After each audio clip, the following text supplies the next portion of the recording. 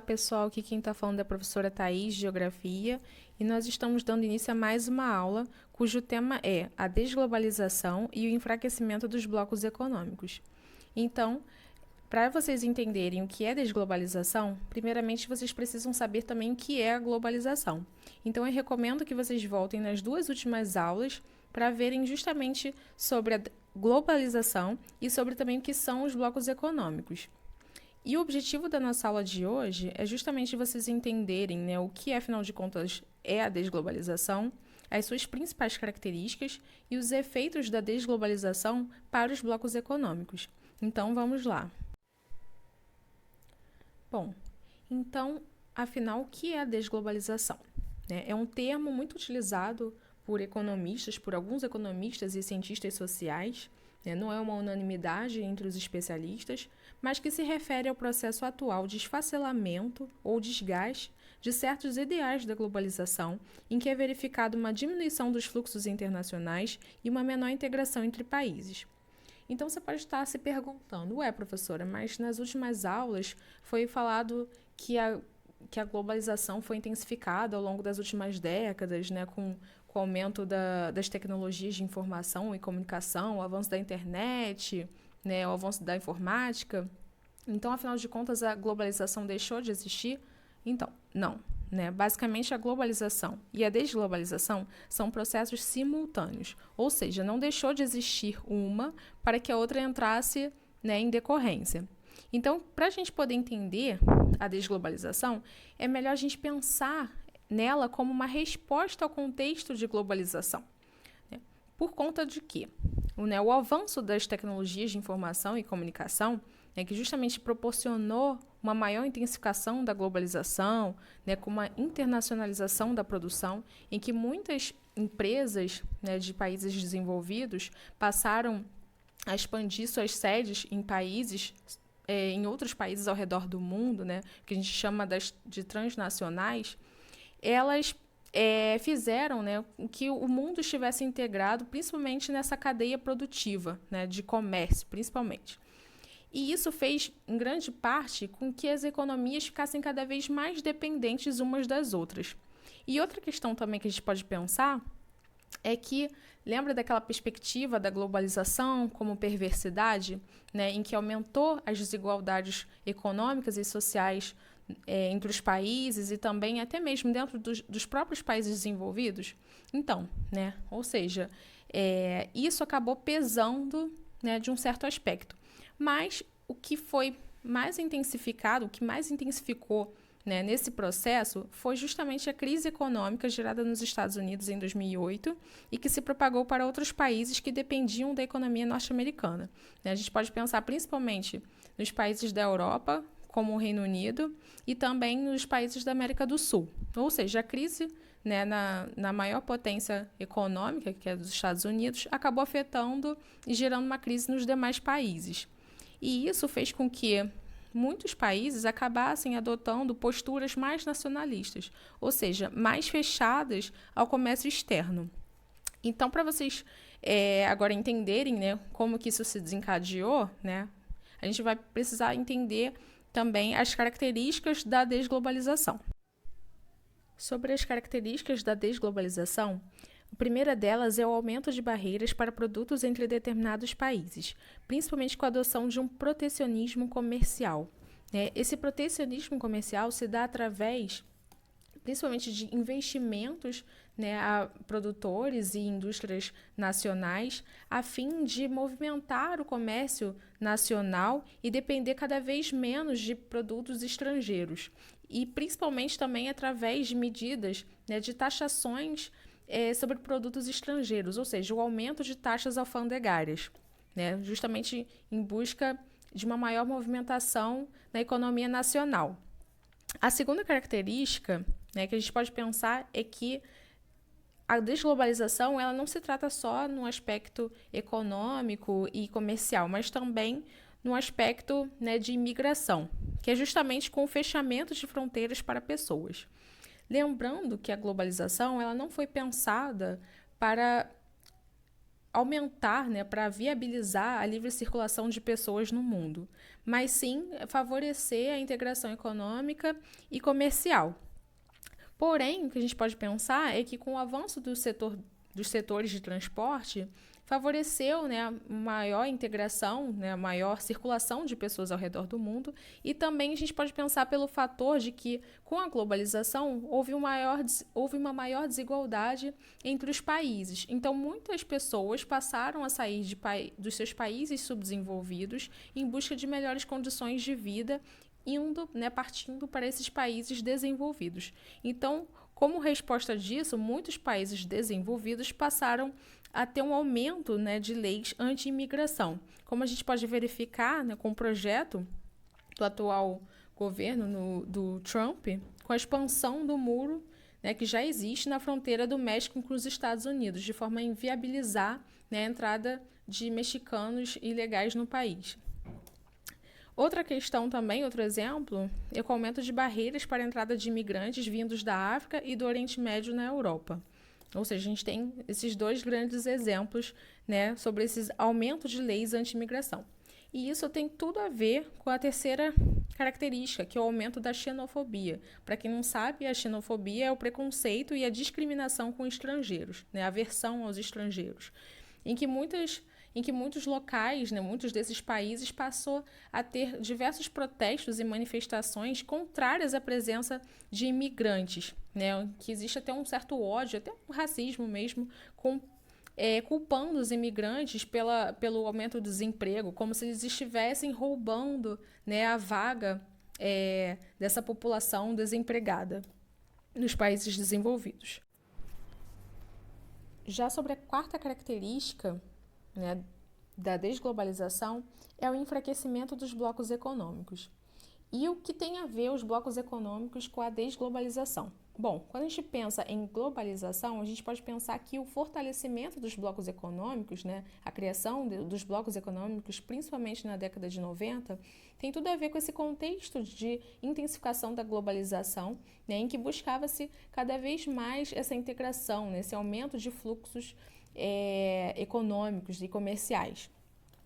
Bom, mas nesse contexto de desglobalização, o que a gente pode observar é justamente o contrário, né? O enfraquecimento dos blocos econômicos. E eu trouxe aqui, basicamente, né, 3 exemplos que estão relacionados aos maiores blocos econômicos do mundo.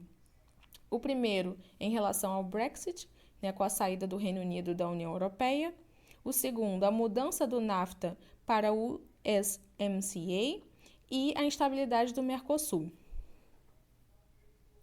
Sobre o Brexit, né, o Nathan já meio que, né, deu um gancho para essa nossa aula. Ele já falou mais ou menos, né, que o Brexit é uma sigla, né, relacionada ao, né, no caso a Bretanha, né, a Grã-Bretanha saindo da União Europeia. E justamente corresponde a esse processo que teve início em 2016 e somente foi concretizado em janeiro desse ano, de 2020, né? E isso demorou esse tempo todo justamente porque não foi um processo simples, né? O início, em 2016, foi após um referendo em que a maior parte dos britânicos, da população britânica, votou a favor da saída do Reino Unido da União Europeia, né? Só que esse processo foi complexo porque grande parte do parlamento britânico não estava a favor dessa saída, né? E isso custou, basicamente, a renúncia de 2 ministros, de 2 primeiros ministros. Basicamente, né, os argumentos a favor do Brexit era retornar a soberania para tratar de assuntos econômicos e de imigração. Ou seja, grande parte da população, né, estava insatisfeita, né, achando que, basicamente, a União Europeia estava, de uma certa forma, retirando os recursos, né, do Reino Unido, justamente para interesses que não eram convenientes, né, com a própria população do Reino Unido.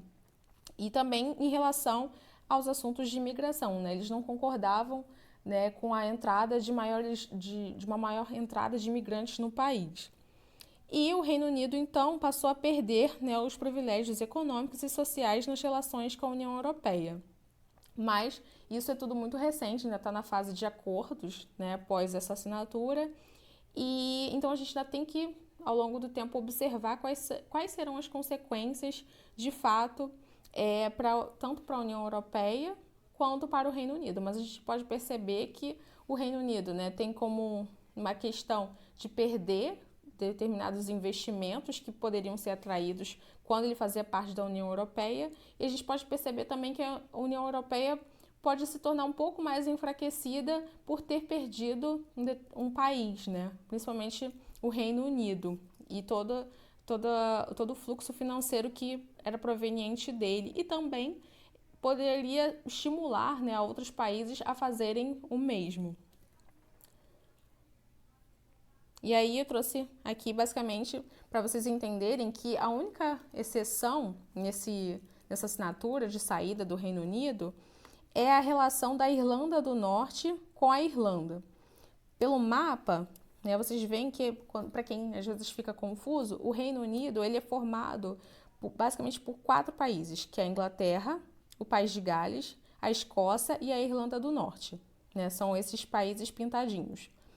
Esse país que não está pintado é a República da Irlanda, né? Ou seja, que faz fronteira com a Irlanda do Norte, mas não pertence ao Reino Unido e continua na União Europeia.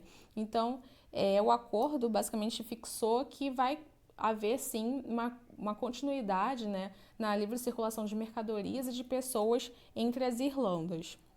E na segunda imagem é dos protestos, né, dos dias do protesto das pessoas que estavam defendendo, né, o processo do Brexit. A mudança do NAFTA para USMCA. Bom, o NAFTA, né, basicamente deixou de existir em 2018, quando Trump, né, cancelou, afirmando que ele já não servia mais aos interesses dos Estados Unidos. Então, de uma certa forma, né, também era complicado não ter mais nenhum tipo de relação que favorecia, né, os países que eram do NAFTA. Foi criado o USMCA, né, e também em 2018. Ele mantém a característica de área de livre comércio e também mantém os mesmos países membros, ou seja, Estados Unidos, Canadá e o México, né, porém com determinadas mudanças. Primeiro que ele tem uma data de validade, né? Ou seja, ele vigora de 2018 a 2034, ou seja, é um processo de experiência durante 16 anos, né? Que pode ser postergado ou não. E outra questão também são as especificidades, né? E eu trouxe para vocês, principalmente, né, que a gente pode observar, é a especificidade dos Estados Unidos, que determinou que 75% das peças automotivas devem ser produzidas no país. Por quê? Porque, na verdade, com o NAFTA, muitas empresas norte-americanas passaram a se instaurar, né, justamente nas cidades fronteiriças ali do México, basicamente para utilizar da mão de obra barata mexicana, né? E assim, muitas empresas automobilísticas, muitas indústrias norte-americanas passaram a falir, né, por conta dessa concorrência com essas indústrias maquiladoras, né? São essas indústrias mexicanas que basicamente fazem produtos para serem comercializados nos Estados Unidos, mas com um custo de produção muito menor, com a mão de obra barata, né? Quase bem exploratória, na verdade. E aí, justamente por isso, né, basicamente foi essa definição de que necessita, né, precisa que grande parte das peças automotivas voltem a ser produzidas nos Estados Unidos, né? Já o terceiro ponto são as instabilidades do Mercosul. O Mercosul foi criado com o objetivo de se tornar um mercado comum, né, como já foi falado aqui também na aula passada, mas em 26 anos permanece como uma união aduaneira, ou seja, né, só se limita realmente à tarifa externa comum. E ainda assim, né, é uma união aduaneira muito mal das pernas, porque acaba se tornando bem complexo essa questão de, na prática, ter exatamente uma tarifa externa comum. E os problemas relacionados ao Mercosul, né, tanto ao longo desses últimos anos, mas também recentemente, está na questão de ser formado por países com economias periféricas e dependentes, né? São economias que a maioria dos países baseado no setor primário, ou seja, né, que a economia é baseada na exportação de produtos da agricultura, da pecuária e do extrativismo. Tem enormes crises políticas internas, que a gente pode pensar, né, justamente na maioria dos países da América do Sul que passam por crises políticas internas. A gente pode pensar no caso da Venezuela, que acabou saindo do Mercosul também por essa questão, né? E até mesmo, né, a gente pensar na crise que está passando aqui pelo Brasil, né? As diferenças econômicas entre os países também, né? Se pensar na economia do Paraguai, é muito inferior à do Brasil, e até mesmo a Argentina, né, que é também uma das líderes do Mercosul, também tem passado por uma grave crise econômica, muito antes de coronavírus. E também uma questão bem recente, que é a tensão política entre o Brasil e a Argentina, né, por conta dos seus dois presidentes. Basicamente, na Argentina foi eleito um presidente, o Alberto Fernandes, né, e ele é de esquerda, né, e basicamente os outros países, né, aqui com Bolsonaro, também no Paraguai e no Uruguai, são presidentes de direita. Então tem essa tensão, né, ideológica. E também por conta da Argentina estar num processo de recessão, né, de estar mais fechada, né, e com algumas medidas mais protecionistas e com menores investimentos no Mercosul. Mas ainda assim são duas economias muito dependentes, né? A Argentina é o terceiro país que compra produtos manufaturados do Brasil. Então tem uma grande relação desses dois países, mas tem essa tensão política rolando desde o ano passado, basicamente. Bom, chegamos ao fim da aula e eu espero que vocês tenham aproveitado, que vocês tenham entendido. Mas também, se vocês tiverem qualquer dúvida, vocês podem falar com a gente, né? Tanto eu quanto o Pedro, o Natão, a Camila, né? Só vocês procurarem a gente aqui no Facebook, que vocês, né? Aqui não, né? Aqui é no YouTube, mas lá no grupo do Facebook tem o nosso perfil e aí vocês podem tirar dúvida com a gente, tá bom? É isso, gente. Até a próxima.